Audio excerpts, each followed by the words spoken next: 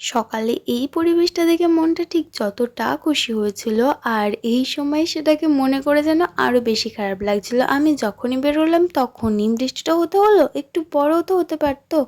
আমি কলেজে পৌঁছে গেছি তখন আর বৃষ্টি নেই, তখন কি করে বৃষ্টিটা হবে? তখন তো আমাকে আর ভিজাতে পারতো না।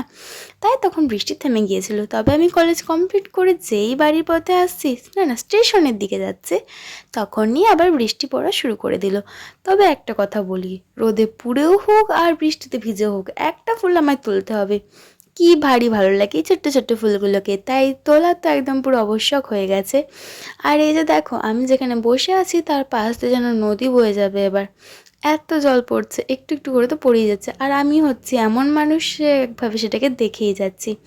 যাক, আর বক বক করবো না দিয়ে কিন্তু আমার ট্রেন ঢুকে গেছে, চলো ট্রেনে উঠে পড়া যাক। এটা দেখে কি সেই পুরোনো দিনের ছোটোবেলার কথা মনে পড়লো তো?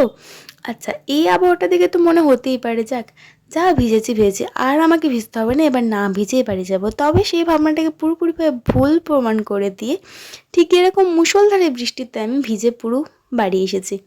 ও পুরো দায়িত্ব সহকারে আমাকে ভেজানো